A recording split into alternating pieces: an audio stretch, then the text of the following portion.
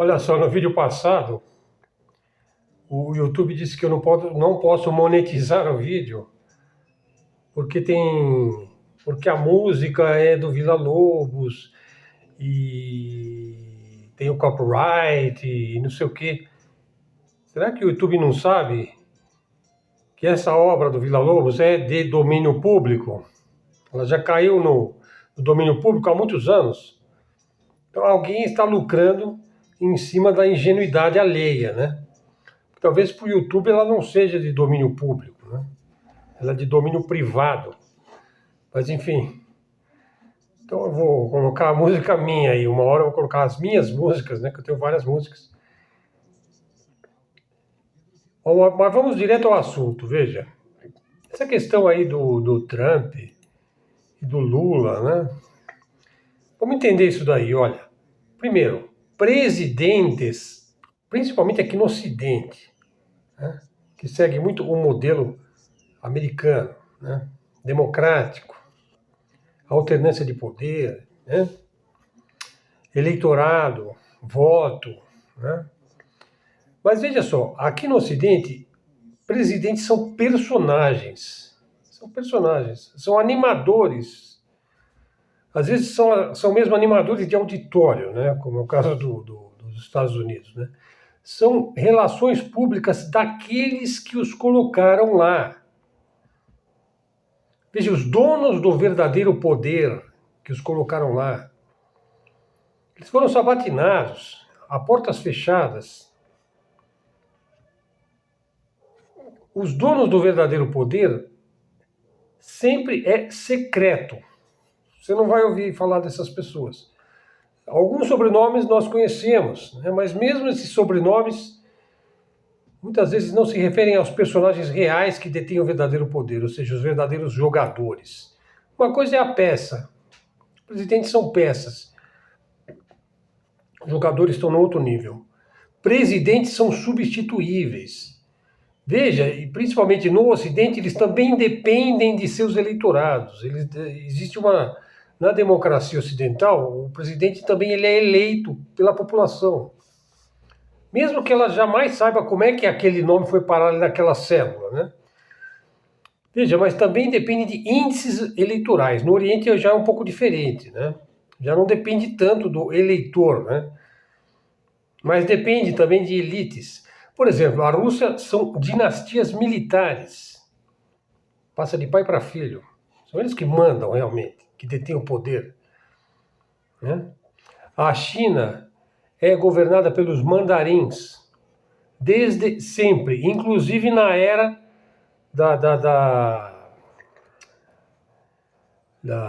do século da humilhação. Só que eles ficaram na moita, né? E depois, na época do Mao Tse-tung, os mandarins voltaram, né? E agora eles estão plenamente exercendo novamente o poder. Então, na hipótese de sair o Xi Jinping, vai entrar um indivíduo com um perfil muito parecido com o Xi Jinping, né? Determinado lá pela elite mandante, que não aparece na fita, não aparece no TikTok, nem no YouTube, nem em lugar nenhum, né? Na Rússia a mesma coisa. A hora que o Putin, quem colocou o Putin lá, sabe por que ele está lá, né? Ele também vai ser substituído por alguém parecido. Mas aqui não. Aqui o presidente depende também de manter o seu apoio eleitoral, coisa que o Trump está perdendo, né? Enquanto que o Lula está recuperando. Até por causa do ataque ao Lula pelo Trump, o Lula recuperou muito do seu Ibope, né? É óbvio que existe uma luta intestinal em torno da dicotomia Estados Unidos de um lado e o multipolarismo do outro lado. Quantos vídeos nós não fizemos sobre esse tema, né? O Trump vai querer de Lula que ele vá devagar em direção ao mundo BRICS. É isso que ele vai querer. O mundo BRICS que não quer saber de SWIFT, né? Que quer ter o seu próprio sistema PIX, né? O BRICS Plus aí, o sistema de pagamentos próprio, que independe de dólar. querem trocar em suas próprias moedas. É claro que o Trump está desesperado com isso daí, porque ele tem que atender aos seus patrões, aos que o colocaram lá, que são os donos dos cofres, né? Pô, o Lula vai querer alguma coisa em troca também, para ele ficar assim na moita com os BRICS, né? Que não vai ficar legal também para o Xi Jinping e para o Putin, né? Para o Modi. Bom, o Modi ele tá nos dois, tá com o pé em cada canoa. Todos estão com os pés em cada canoa, né? Só que às vezes uma canoa tá mais firme, né? Estão entendendo? Todos eles são personagens e todos eles têm uma agenda que não lhes pertence. E todos eles também dependem de alguma forma dos que os colocaram lá, sendo que aqui no Ocidente eles dependem ainda dos eleitores, né? E o Lula vai querer apoio político em 2026. Ele vai querer alguma coisa em troca. É um toma lá da cá. E nessa conversa aí, que essa conversa é totalmente monitorada, né, pelos que os colocaram lá. Eles vão estar sendo vigiados, onde quer que estejam, né? Vão estar sendo gravados, vão estar sendo, enfim, até a respiração deles vai estar sendo monitorada, né? O Lula vai querer algum alívio nas sanções também, né? De repente rola até umas terras raras mais baratas para os Estados Unidos, que estão desesperados, né? Porque o chinês está segurando, né, as terras raras, em troca, por exemplo, de cancelar a Magnitsky aí para não afetar os juízes do STF. Tudo é possível e nada é certo nesse jogo. Quem manda nesse jogo são os donos do cofre. Indivíduos que têm o poder de determinar quanto e quando vai ser impresso, se é que vai ser impresso ou se vai ser virtual, né? Mas é a quantidade de dinheiro. São os que mandam nos que usam as armas, na indústria armamentista, no envio de armamento para a Ucrânia, para Israel, para onde quer que seja. São os que determinam as senhas mais secretas e que podem trocar essas senhas se for necessário. Quem é que manda no jogo, né? É assim que funciona, pessoal.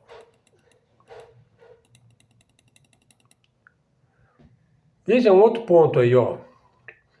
A Al-Qaeda, né?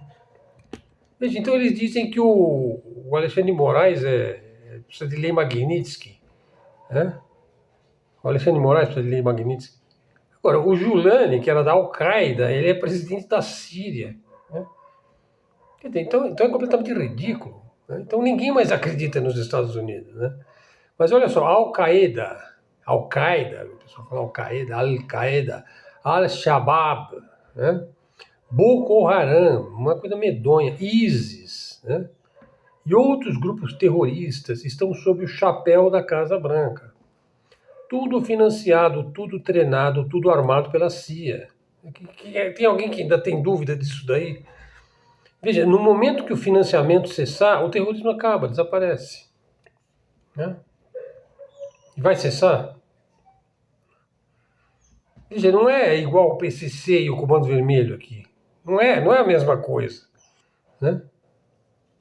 Aqui é outra coisa. O PCC e o Comando Vermelho é outra coisa, não é a mesma coisa. Veja, primeiro porque eles não são diretamente uma prioridade de Washington, né? O CV e o PCC, né? Sabe do que eu estou falando, né? Veja, são grupos marginais, locais, regionais. Embora eles possam até ter hoje contatos internacionais com o crime organizado. Rava! Dá um cala-boca que não deixa eu falar, né?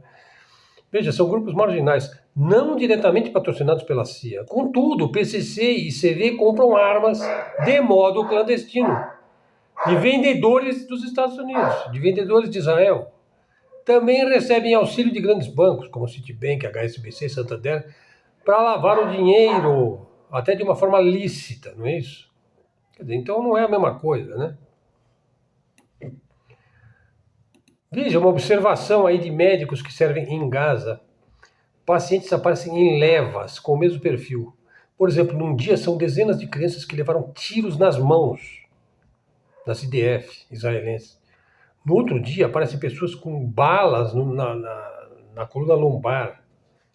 No outro dia, são homens e meninos que foram castrados pelos israelenses.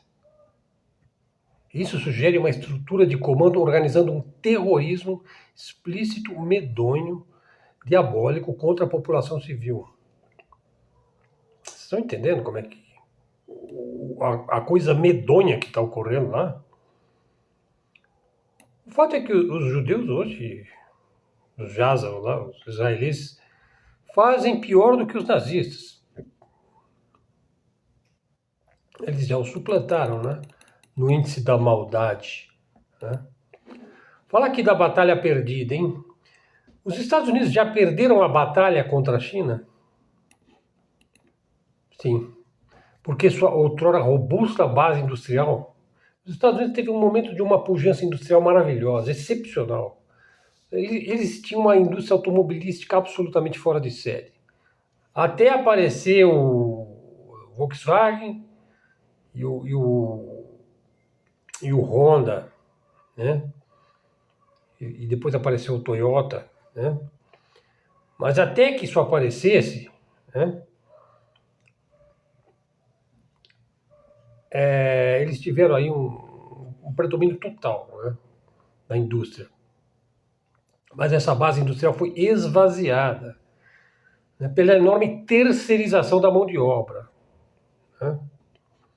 Por quê? Porque os grandes capitalistas, né, eles não estão nem aí com os trabalhadores dos Estados Unidos. Eles largam tudo aquilo lá às traças e vão para onde eles podem ganhar mais. Essa é a mentalidade do capitalismo. Então, a sua robusta base industrial foi esvaziada pela enorme terceirização que começou principalmente com a entrada da China na Organização Mundial de Comércio, na OMC, em 2001. Então, hoje, os Estados Unidos dependem de fornecedores chineses para componentes essenciais, incluindo aqueles componentes necessários, absolutamente necessários, para o seu arsenal militar. Né? Por exemplo, os mísseis Tomahawk. Os parafusos e as porcas dos mísseis Tomahawk são fabricados na China. Estão entendendo? E aquilo que depende de terras raras e do processamento das terras raras, quem faz o processamento das terras raras é a China. Então qualquer confronto um pouquinho maior, além de um certo nível com a China, é um verdadeiro suicídio. Veja, e essa vulnerabilidade, ela não é acidental. Né? Enquanto os Estados Unidos, conforme a indústria foi saindo, eles começaram a priorizar as finanças, a financeirização, né? E a terceirização. A China, ela focou totalmente em indústria, inicialmente de baixo e médio custo. Né? E hoje, robôs e drones cada vez mais eficientes estão corroendo as fortalezas militares e industriais dos Estados Unidos. Aí você tem as métricas antropológicas de Emmanuel Todd, eu já trouxe várias vezes ao canal esse nome, hein? E as suas pesquisas aí, as suas previsões aí. Veja um caso, por exemplo, a mortalidade infantil hoje nos Estados Unidos, a mortalidade infantil é mais alta do que a mortalidade infantil na Rússia. E há um declínio da fertilidade, né? A coesão social está se fragmentando nos Estados Unidos. E você tem um declínio educacional. Veja, por exemplo, no campo da engenharia, a Rússia está muito à frente. Hoje ela está à frente dos Estados Unidos. Ela produz 2 vezes mais engenheiros de alto nível do que os Estados Unidos. A China mais ainda. Veja, agora você tem apenas 7% de estudantes de engenharia nos Estados Unidos, contra 25% na Rússia. Quer dizer, a engenharia, as várias engenharias, é um colosso na Rússia. Então é impossível você sustentar uma hegemonia unipolar quando você não forma mais engenheiros, né? Ou você começa a ter problemas de saúde também. Quando isso começou? Principalmente em 2010, né? Em 2010 começou um conflito, vamos dizer, uma dificuldade cada vez maior, né? E a China começou a devorar os Estados Unidos com importações baratas. Sem falar de internet, de inteligência artificial, de criptomoeda, né? Então você tem reações defensivas hoje, né? Por exemplo, essas tarifas aí, né? Do Trump. Isso é um verdadeiro imposto sobre o consumidor americano, né? Destrói aí as margens de lucro do trabalhador americano. E você também não investe em inovação, né? Na verdade, foi lá em 2011 já se alertava para esse problema, né? Por exemplo, o CEO lá da General Electric, o Immelt, né? O Almirante Millen, né? Eles já falavam sobre dívida crescente e que empréstimos da China para comprar armas, né? E combater a China. Então você empresta dinheiro da China para combater a China. Como é que é isso? Vai funcionar isso daí? O que isso significa? Bom, para os Estados Unidos significa um deslocamento, né? Ele se desloca, né? Ele tem que liquidar suas dívidas e ele vai começando a ter uma inflação, né?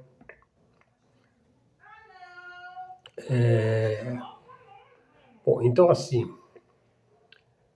hoje você tem um problema grave aí crescendo no Ocidente, né? Ele está perdendo a sua unipolaridade. E a Europa, ela é súdita dos Estados Unidos, né? Ela obedece os ditames dos Estados Unidos. E a Europa vai sofrer mais e vai sofrer primeiro. Então você vai ter um caos psicológico lá na Europa, mais ou menos parecido com o que aconteceu com a União Soviética depois de 1991. Agora veja bem, a multipolaridade ela vai beneficiar economias emergentes. É o caso da China, da Rússia, da Turquia, do Vietnã, da Coreia, do Japão, quiçá do Brasil, né? Com alianças voláteis. O capital ele migra, né? Como o ouro, né? E o mundo vai girar sem que o dólar seja mais onipresente. Você não vai ter mais uma moeda dominante, né? E isso vai corroendo ainda mais essa hegemonia. Então o dólar ainda vai se manter por muitos anos, mas ele vai caindo. É porque mais e mais países vão negociando em suas próprias moedas, né? Então isso prepara o terreno aí para anos de volatilidade e de eventos aí praticamente novos, né?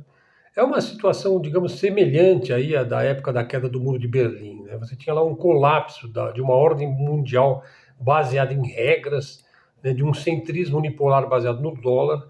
Esse sistema já está morto. Veja, os Estados Unidos não são mais capazes de projetar poder contra a Rússia e a China. O que vai vir depois? Primeiro vai vir um choque, né, que pode durar 2, 3, 4, 5 anos. Vai ter uma inflação crescente, né, e eles vão ter que liquidar de alguma forma as suas dívidas, né? Foi mais ou menos como aconteceu no pós-Segunda Guerra Mundial. Os Estados Unidos vai viver muita polarização. Tem até a possibilidade de você ter conflitos que podem chegar ao nível de uma guerra civil. Você vê aí o tanto que polarizou ainda mais após o assassinato de Charlie Kirk, né? E vai ter muita fuga de capitais, né? As bolsas vão cair, as taxas de juros vão subir, né? E aí a crença, quase que é uma crença quase que fóbica, né? No neoliberalismo, né? No globalismo, essa crença ela vai cair no pântano, ela vai afundar, né? Vamos fazer uma previsão aqui para os próximos 25 anos, né? Provavelmente, uma parte dos Estados Unidos vai continuar próspera, né? A maior parte vai empobrecer, né, em termos reais, né? E o dólar, que se beneficiou muito aí, né, o sistema pós-1980, né, ele também vai estar chegando no seu ocaso, né? Então você vai ter um mundo multipolar que vai beneficiar as economias emergentes. Quem pode se prejudicar nessa história? As elites de Washington, Wall Street, os mercados de títulos e até mesmo a City de Londres. E é esse o pessoal que está forçando a barra lá na Ucrânia, lá em Gaza, né? No Irã, que tá desesperado aí. Bom, é isso, pessoal. Não sei se deu para entender. Ficou até meio. Não sei se ficou tão claro aí a ideia. Eu acho que ficou, para os nossos seguidores aqui não tem muito mistério, né? O canal Luz no Fim do Túnel, mídia emergente, mídia emergente não, é canal de livre expressão, de livre comunicação, canal da mídia alternativa, da mídia independente. Like, né, pessoal? Like é de graça, né?